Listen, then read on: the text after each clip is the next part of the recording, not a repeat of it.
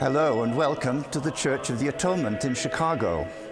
My name is James Dunkerley, and I'm going to be your liturgical guide through the solemnities of Holy Week. Holy Week to many people is a great mystery, and I'm hoping that by sharing some of the details of it, I can help you understand what this week is really all about and its importance, why indeed we call it Holy Week. The great week that only comes once a year, but nevertheless is probably the most important week of the whole Christian year. Holy Week begins with Palm Sunday, and Palm Sunday comes in two acts.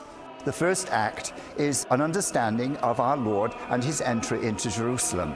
If you remember in that story, the people gathered with palms and waved palms in the air as he entered Jerusalem joyfully on a donkey. What we do in this part of the liturgy is we read that story in the Gospel, then we bless palms, we distribute palms, and we have our own palm procession, not just in the church, but around the whole city block, to let us know that this is the day we begin. This is the day when our Lord is entering the holy town, not only in Jerusalem, but in our own lives for this very important week. We come back into the church, and part two of this day continues with the Mass for the day. And in that Mass, we sing to music in the most solemn way the whole story of the Passion. This is the center of this Mass on Palm Sunday, which is also known as Passion Sunday. The next 3 days, Monday, Tuesday, and Wednesday, are really just ordinary days in Lent. But we come now to Thursday, and this is the beginning of the very center of Holy Week. We call it the Triduum, or the Great 3 Days. And the first of these 3 days is Thursday. We call it Maundy Thursday, after the Maundatum, which means talking about the washing of feet.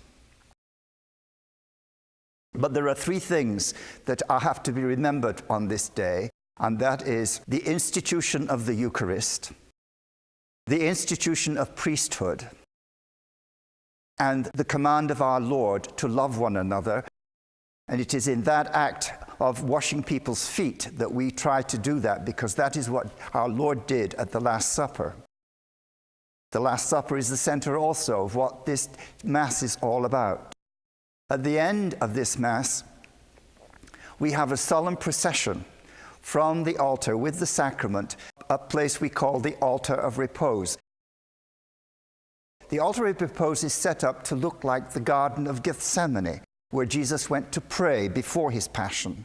And we place the sacrament in this garden, and then when we come back to the church now is stripped of all its decorations, stripped of all its furniture as far as possible, to make it look like it is very bare. Then we leave the church in great solemnity and silence. And the priests come back into the church and actually wash the altars.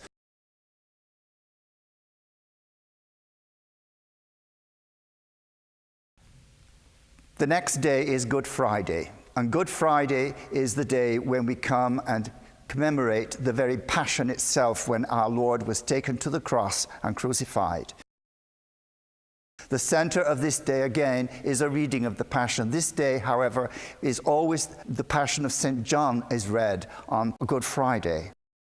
And at the end of this Passion, we have something called the solemn collects, or the solemn prayers, to me as a preparation for what is to take place. And then a homily is preached upon what this all means. Then a cross is solemnly brought into the church and then presented to the congregation. And people come forward to venerate the cross in all their own particular ways. Some want to just touch it, some want to bow, some want to even kiss the feet of the cross. The altar of repose, actually, is meant to be a symbol of the Garden of Gethsemane. At the end of that, communion is brought from the altar of repose, from the Garden of Gethsemane, and placed on the altar, and communion is given to the congregation in a very simple way. And then the people are asked to leave it quiet again.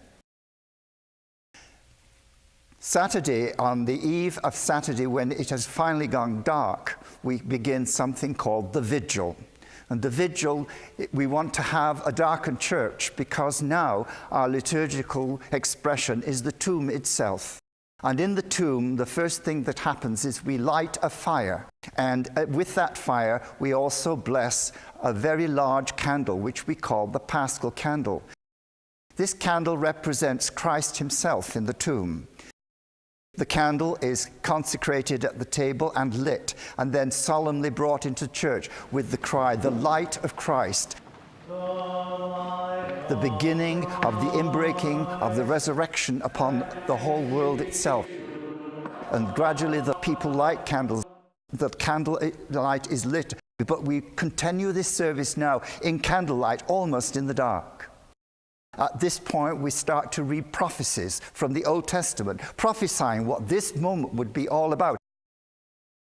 And finally, a homily is preached to help us understand.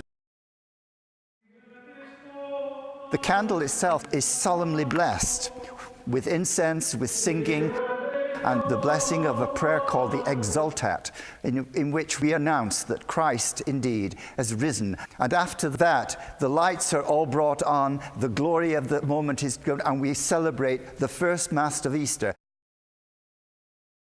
And this is the beginning of the resurrection itself. And I would invite you to come with us and experience all of these wonderful things. Thank you, and I hope indeed this will be helpful to you. Thank you again.